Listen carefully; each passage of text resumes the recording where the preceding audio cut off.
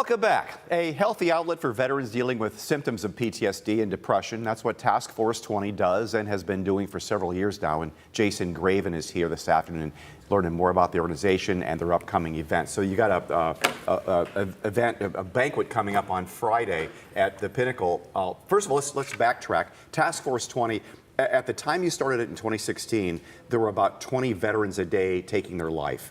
Are we improving on that at all? Yeah, I believe it's 17.5 now, according to the most recent reports. But one is too many. Correct. But it's trending in the right direction. Yeah. Now, explain to folks what it is that Task Force 20 does to help veterans deal with their depression. So we fund physical fitness for veterans, so gym memberships, personal training, specialized home gym equipment. The goal is to get veterans off the couch, away from drugs and alcohol, and back into a healthy and active lifestyle. Yeah, probably going to gyms too. I know that with some of the gyms I've gone to, veterans have a lot in common. They can congregate, meet new people, and the socialization, same as fundamental as what Hooves does, is the meeting other people like that. It really helps you an awful lot. Yeah, veterans tend, when they get out of service, to kind of isolate because they don't know where the other veterans are. And that isolation can lead to a lot of not good things. You served in Operation Iraqi Freedom. Correct. You enlisted in the military, in the Army. What got you to do that in the first place?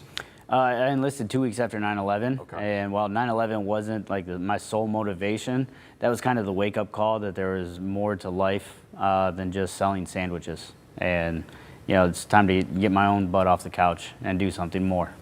Then I guess Task Force 20 follows that line. What got you to do that?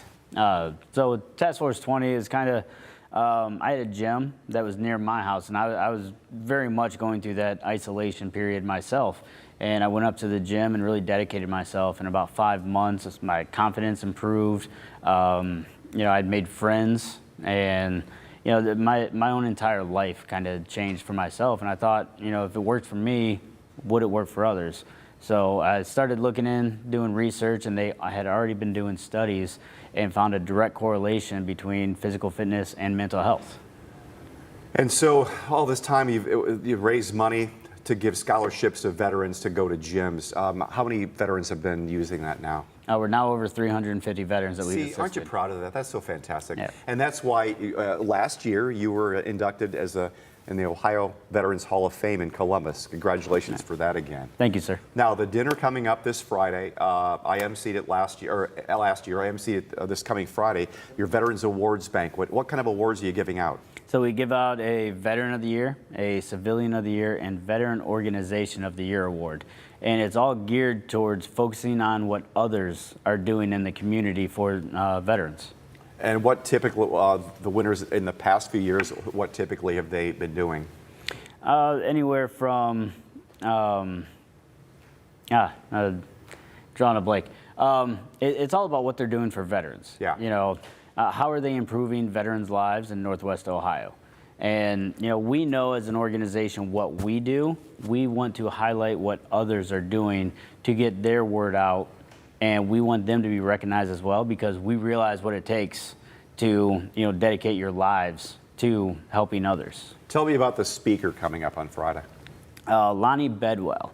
He's a blind Navy veteran that is also an extreme sports athlete. I don't know how he does it. Yeah. I'm able-bodied, and you're not going to catch me kayaking. And that's what this individual does. So. Where does he live? What's his background? He's from Indiana. And, in 1996, he had a hunting accident, and that's what took his eyesight. And ever since then, he has a book, and he just travels the world and does all these extreme sports. And it's really inspiring. So his injuries are not even related to his time in the military at all? Correct. I believe his injuries led to his ending his military career, but they are not strictly military injuries. Where do you see Task Force 20 going in the future? We currently work with 5 VA hospital systems. Hopefully we can make that 10, 20, continue to grow.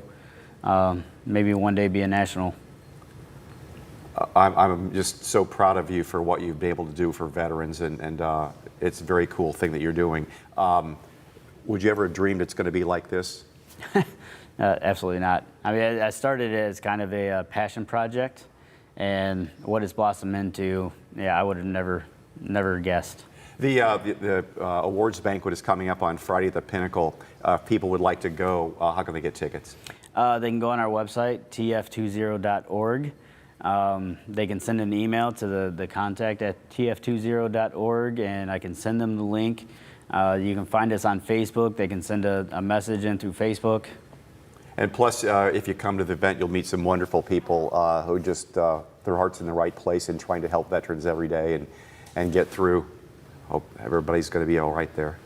Yes, sir. Jason Graven, thank you so much for being here. Task Force 20, the banquet is coming up this Friday night at the Pinnacle.